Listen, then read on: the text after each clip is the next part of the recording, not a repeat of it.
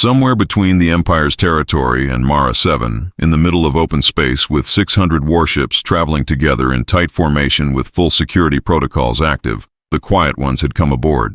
Drax did not know how. He did not know when.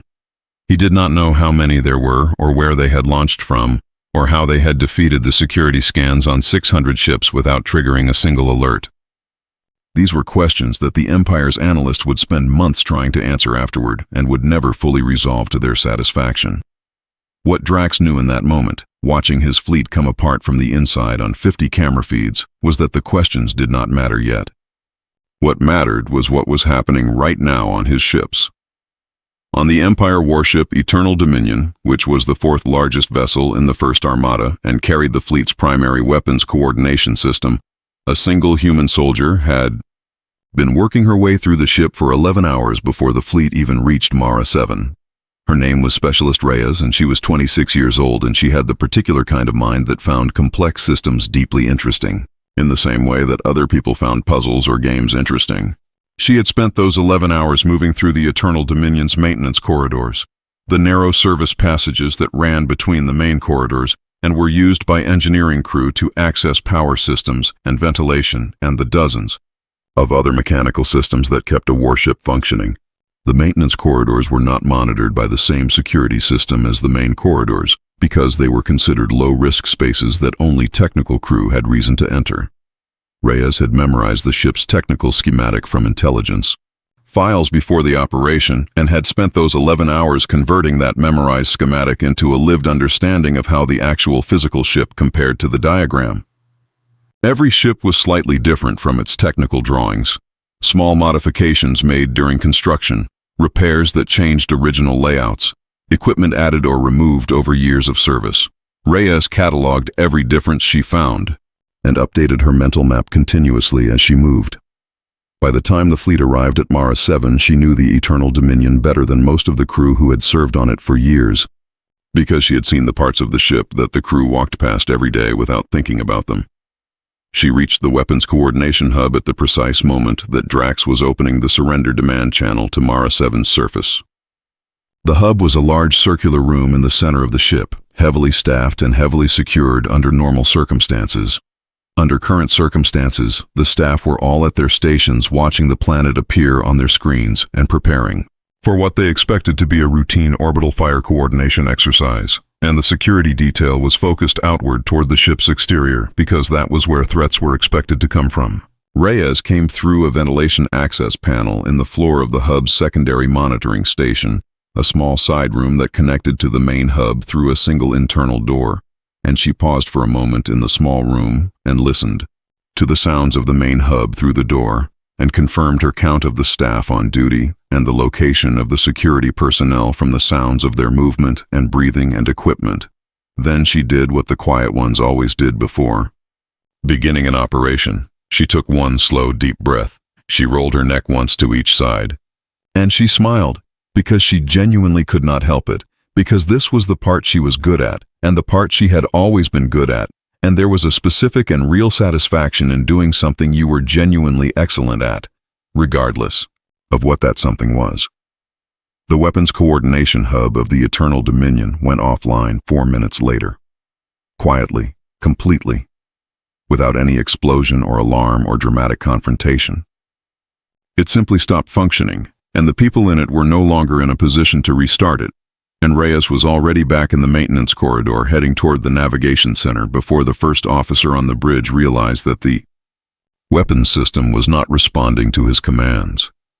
Drax watched his fleet dissolve around him over the course of 4 hours, not quickly, not with the explosive violence of a battle where two forces meet and fight and one destroys the other. It happened slowly, ship by ship, system by system, the first armada coming apart from the inside like a structure whose foundation is being quietly removed one piece at a time, while the outside still looks solid and complete. Ships went dark. Communication channels fell silent. Weapon systems went offline. Navigation controls stopped responding. The great military machine that the Empire had spent a century building and decades perfecting was being taken apart by people who had boarded it without permission and who were working through it with the calm efficiency of technicians performing scheduled maintenance, Drax had dispatched security teams to every ship reporting problems. He had activated emergency protocols.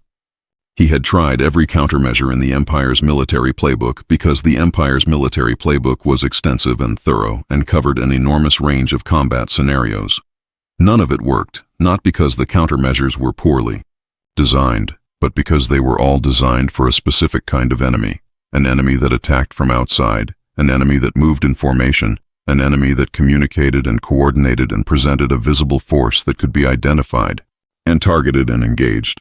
The countermeasures were useless against people who were already inside, who moved alone and in silence, who had no formation to break, and no communication signal to jam, and no visible front line to push back.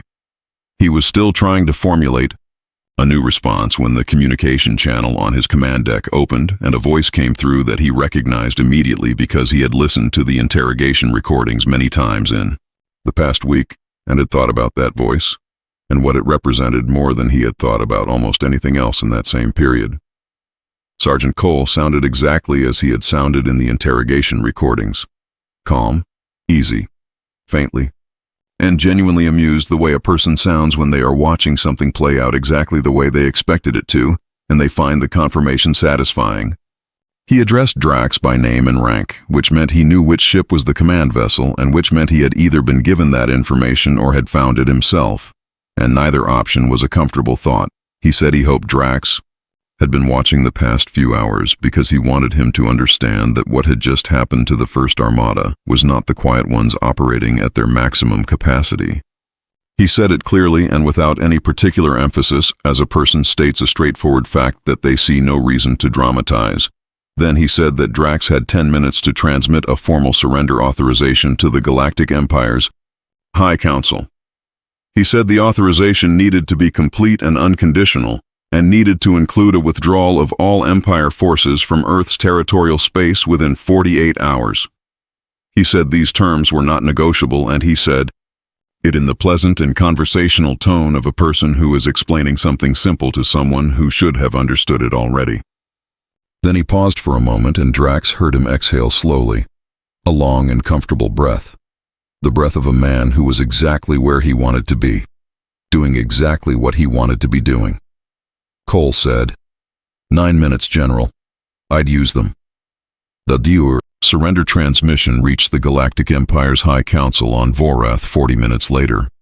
The council chamber filled with a silence that was different from every silence that chamber had ever held before, heavier and more permanent, the silence of something ending that had not ended in 3,000 years.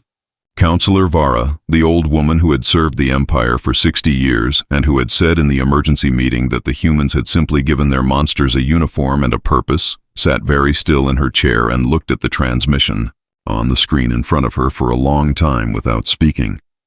When she finally spoke, she said something that nobody in the chamber disagreed with. Not even the commanders who had spent their entire careers believing in the Empire's invincibility and who had walked into that chamber still half convinced that a solution could be found if they just thought hard enough about the problem. She said that they had gone looking for a war and had found something they did not have a word for. She said that every species the Empire had ever defeated had fought the way species were supposed to fight, with the goal of surviving, with the instinct of self-preservation driving every decision, with the fundamental biological logic of wanting to live operating underneath everything else. She said that logic was the thing that the Empire had always understood and always exploited, because a species that wants to survive will eventually calculate that surrender is better than annihilation and will make the rational choice. She looked around the room slowly and said that the humans they had encountered, the specific humans that Earth had chosen and trained and sent, did not appear to be operating on that logic. She said she did not believe those humans were incapable of self-preservation. She believed they simply found the alternative more interesting. And she said, quietly and with the weight of 60 years of experience behind every word, that you cannot defeat an enemy whose greatest weakness is that they enjoy the fight more than you do. The Empire transmitted its unconditional surrender 40 minutes after receiving Cole's transmission. The war lasted 11 days. Historians writing about it afterward would note that it was the shortest war in Galactic Empire history and the only war the Empire had ever lost, and they would spend considerable time analyzing the strategic and tactical factors that had produced that outcome. They would write about the psychological profiling programs and the training methodology and the specific operational techniques that the Quiet Ones had employed. They would write careful and thorough analyses of every decision made by both sides and produce detailed conclusions about what the Empire could have done differently and what Earth had done right. None of those analyses would fully capture what Sergeant Cole said when he was finally brought before Earth's High Command after the surrender was formalized, and General Harrow asked him, in her quiet and precise way, for his assessment of the operation. Cole sat across from the assembled generals and thought about the question for a genuine moment, not performing consideration, but actually thinking carefully. And then he said that the Empire had made one fundamental mistake at the very beginning, that everything else had followed from.